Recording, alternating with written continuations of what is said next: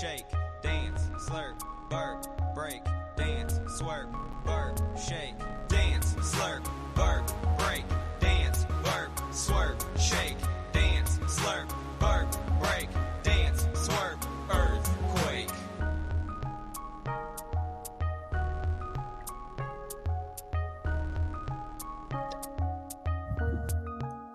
Here we go, guys. It's trade deadline stashes. Parenthetical remark. Maybe. Because let's be honest here, right at the outset, as fun as this concept is of a trade deadline stash, the magical, sometimes almost mythical player who you pick up, I guess now would be about 3 weeks, depending on when you watch the show, it might be a little bit less than that, before the trade deadline, who steps into a monster role afterwards. Once in a blue moon, this works. Once in a blue moon. Last year, Mark Williams was a pretty good example of that, although then Charlotte went into a rest one center every game out of the 3 that they had. So even that was a little bit iffy. But you look at teams and you say, all right, who's the guy oftentimes on a crappy young team waiting in the wings who needs a veteran traded out in front of them? And last year, you looked at Mark Williams, and all right, well, Mason Plumlee gets out of here. Mark gets to play. And then he played, and then Nick Richard played, and then I forgot who the third center was on the team at that point. But sometimes this works. And the reason we're doing a show on it is because a lot of you on social, in the chat rooms, any place you can get a hold of me, have said, who are you stashing for the deadline? The simple answer is nobody. But that's not fun. So we're doing a show today on a few names that might be worth stashing, some of them closer than others, and we'll try to break down who has the best odds from among some of these names. Mind you, there are going to be some other ones that pop up out of the blue. This is not a comprehensive list, not by a long shot, but let's talk about a few of them, see if we can isolate a name or two that might step into some better value. First of all, this is Dan. This is Fantasy NBA Today. I am Dan Besbris, at Dan Besbris over on social media. If you're watching this on YouTube, please click the like button and subscribe. If you're watching on Twitter, please follow at Dan Besbris. That's the easiest thing to do. You can also pop stuff in the chat room. Everybody can feel free to talk amongst themselves. And if you're listening after the fact, now that we have switched over to the wonderful realm that is the Believe network of podcasts, first of all, another big thank you to those guys for bringing us aboard. Please take a moment to subscribe, leave a 5-star review, and also come find me over on social as well. And everybody, please take 5 seconds to navigate over to our trade deadline live page, which is going to have coverage starting at 7:30 in the morning on Thursday, February the 8th. That's Pacific time, way before the start of the actual ramp up to the trade deadline. We'll have the whole morning together to go over that stuff. And click like. Just a quick thumbs up on that bad boy. We're almost at 260 right now. Pre-likes before the show. Those are so critically important because when I hit the go button on that show, on that Thursday, February 8th morning, if we already have 500 or 600 likes on the show before it even starts, that's how we jump out in front of everybody else that's just getting started and how we hit the YouTube algorithm and make it the best damn day ever. That link is in the show description. It's also on your screen if you're watching with us here on any of the visual elements of our show. But let's go ahead and make the stashes graphic here that I provided a little bit larger, and let's get into the first name on the list. And that first player is Gary Trent Jr., who I've talked about on this podcast a little bit. And the reason he's a stash is because, well, number one, we've seen him put up fantasy value before. That's, I guess, part of the story. The other part of the story is that the guy that right now is kind of battling him for playing time and shots and usage is Bruce Brown, who we've heard the Raptors are considering trying to move along to another location. They feel like maybe they could get perhaps a first for him or something good, young player, whatever, because contenders are all going to have a space for Bruce Brown. He's a wonderful connector type of piece, very good defensively. He's improved from three-point land, good passer, good rebounder for his size, just an energy guy who makes the right plays. Someone's going to want that dude, and if the Raptors move him out, that opens up presumably 25 to 30 extra minutes, and more than anything, just an opportunity to have a few more shots and be more of an engaged participant. Because Gary Trent played 29.5 minutes in their last ball game, but he only took 8 shots. He had 6 points, 2 boards, and 2 assists. That's not all that close to fantasy value.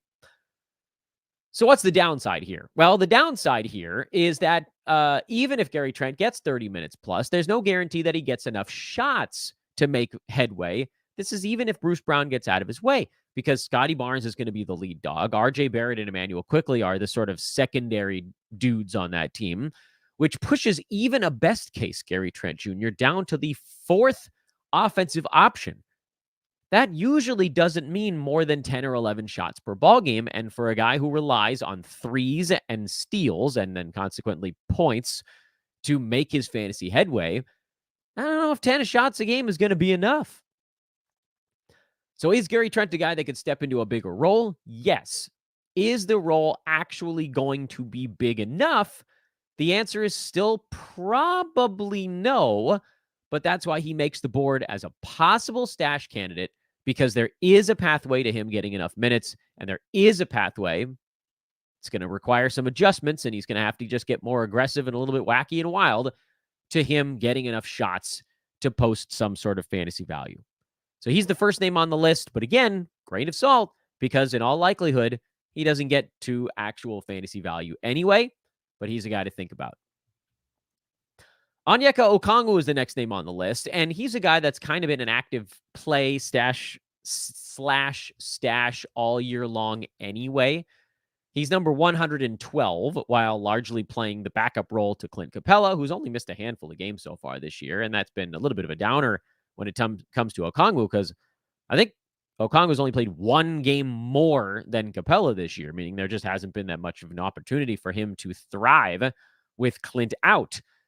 And that's what you're banking on now, which is that can Capella get moved at the trade deadline, have the Hawks hit a point where they feel like they could either recoup some sort of assets and, I don't know, do you say go into a little bit of a sale posture?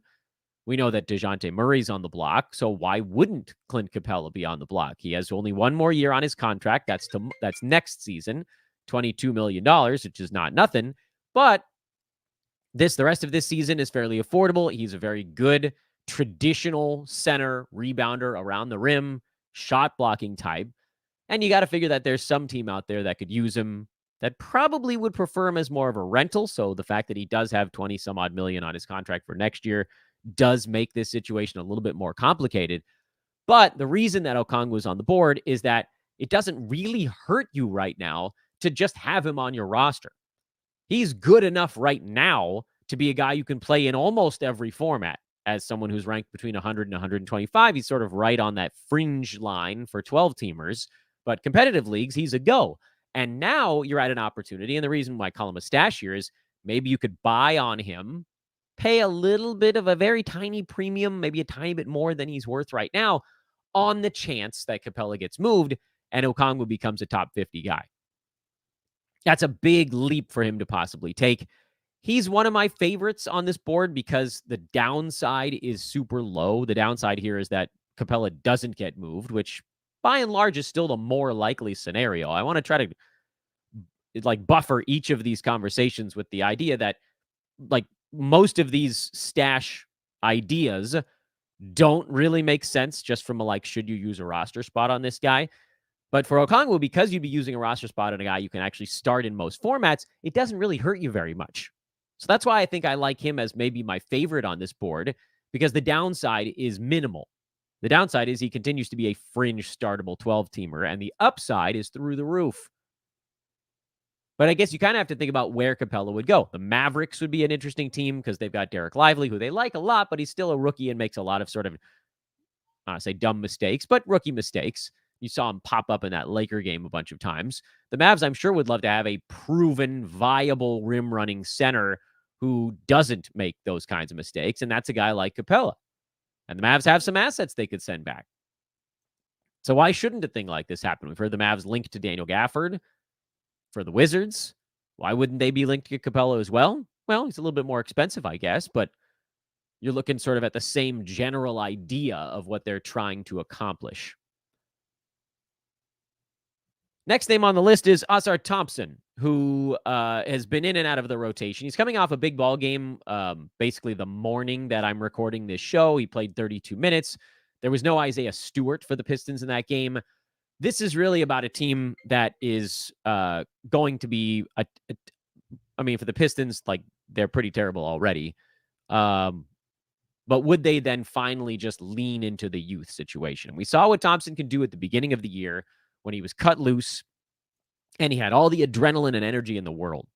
And now we've seen what the middle of a season can do to him, where the long, arduous grind of an NBA campaign has basically taken the legs out from underneath him.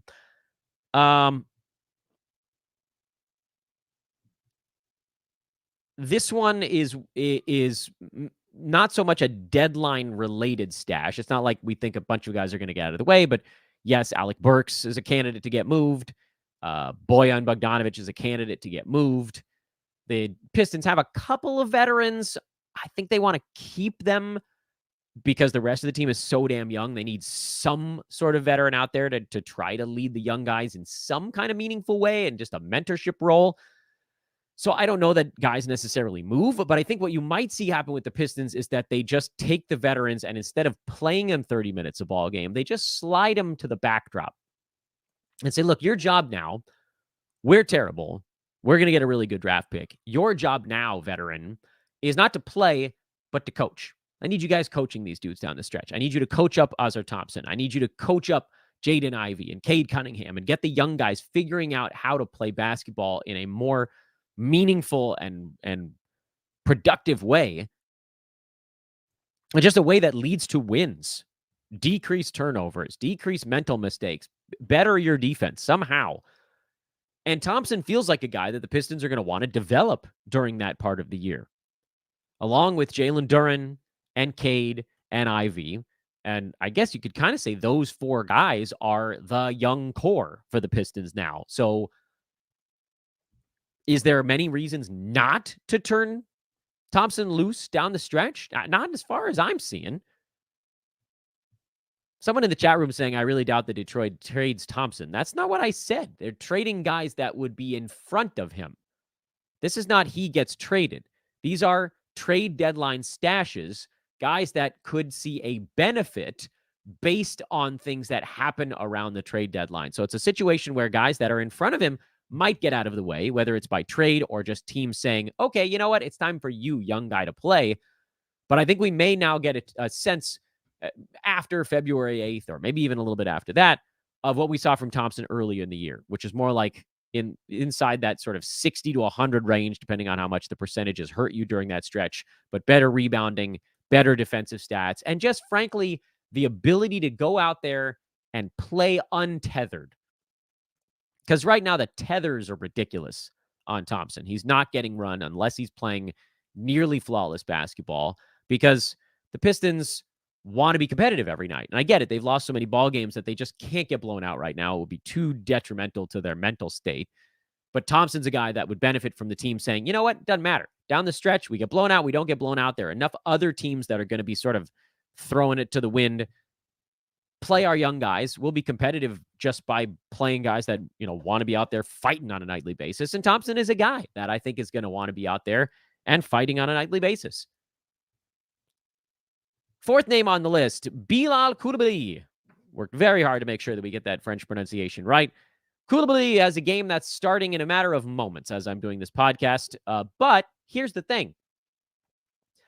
I have said for months on this show that I didn't think Bilal was an ad.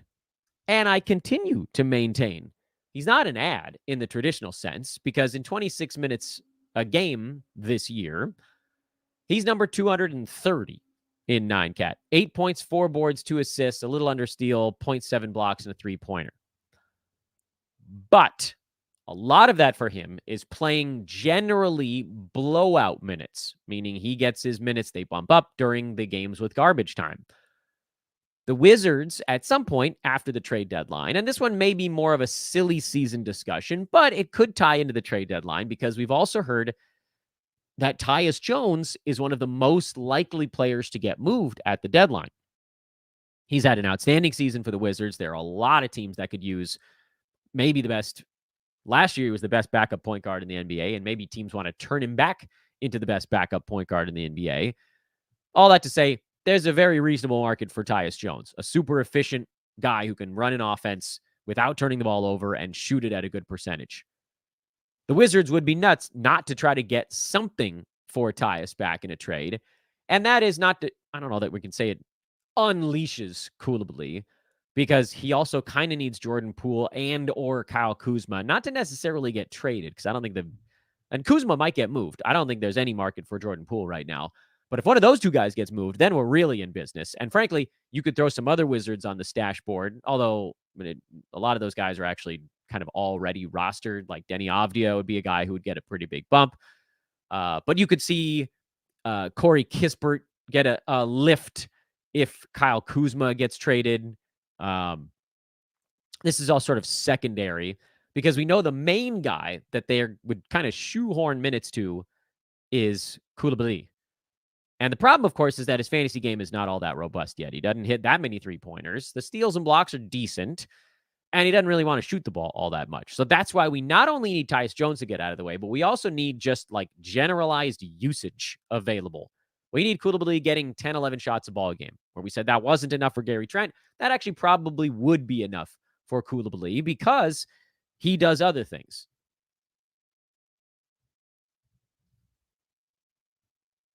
In addition to just scoring. The steals would be good if he was getting 30 some odd minutes. He'd get more than one steal a game. He might even get a block a game in 30 minutes a night. He might be a 1.5 threes, 1.5 steal, or not 1.5, maybe 1.2 steals and 0.9 or 1 block. That's a pretty damn good starting point. The free throws have to get better. The field goal percent has to get better, which probably won't happen this year. But you get him out there taking 10 shots a game instead of 6. Now you're talking about a guy scoring 12, 13 points instead of 8. Or 14 even. Now you're talking about a guy in an extra 5 minutes a ball game getting 5.5 rebounds instead of 4, getting 2.5 assists instead of 1.8. Everything floats up, and you just pray that the percentages don't destroy you because they still could. And I did want to throw one honorable mention name on the board, and he's not necessarily a trade deadline name, and that's Santi Aldama, who I think is maybe more tied to silly season. But if we're talking about stashes, he probably fits under the kind of stash header, which is when do the Grizzlies shut down Jaren Jackson Jr.? I don't think it happens until March, which it probably will happen in late March. We're talking about 2.5 weeks left in the season kind of thing. But he might get some games off here and there. And the guy that benefits from that is Aldama, because he's the guy that would slot in as the power forward next to Xavier Tillman at center, who would also, by the way, get a bump if JJJ gets knocked out for the rest of the year for some reason. So Aldama's a guy, but that's a longer look ahead. Trade deadline, from the time I'm doing this show, the trade deadline is like just under 3 weeks away. That's pretty damn close. But mid to late March, that's 2 months still. So I can't recommend stashing somebody for 2 months that may or may not step into a larger role. That's why Aldama is just an honorable mention. He's not a trade deadline stash. He's more of a silly season stash, but one that could really pop off in a big way, along with many other names that maybe we'll do a show on as the silly season gets closer. So again, to recap here on our trade deadline stashes list, my favorite of the bunch, probably Onyeka Okongwu, because he's good enough even without a move getting made. My second favorite is Ausar Thompson, who I think ends up playing a whole lot more for the Pistons down the stretch. My third favorite is Gary Trent Jr., because we know he's done it before. He needs shots, and it's possible that he gets more aggressive if he knows where he's going to be post-deadline. It's also possible that Trent gets moved somewhere where someone gives him more shots. That would be another win. He could also get moved somewhere where he doesn't. That would be kind of a wash. And then my fourth and least favorite from among these names is the guy that probably sees the largest actual bump, but does it actually get him inside the top 100? I still think probably not, and that's Bilal Coulibaly. Those are the 4 names on your stash board today, and that is my show for today. I am again at Dan Besbris over on social media. Please check out our buddies at manscaped.com. Coupon code there is Ethos20, Ethos20 to get 20% off your order on anything at manscaped.com. Again, follow me over on social, and please go drop a like, a pre-like as it were, a pre-thumb on our trade deadline live show where you'll get to hear if any of these stashes pan out, plus hundreds of other names with many of the best and finest and my favorite people here from Sports Ethos. They'll all be joining me on the show. Should be a wingding. Have a great Saturday, everybody. We'll be back with you guys on Monday with our Weekend in Review episode. We'll get you some ads and drops for the week ahead. And that's a little under 2 days from now. So long for the time being. Stash at your own risk. But you asked, and now you can say I did it. Later, everybody.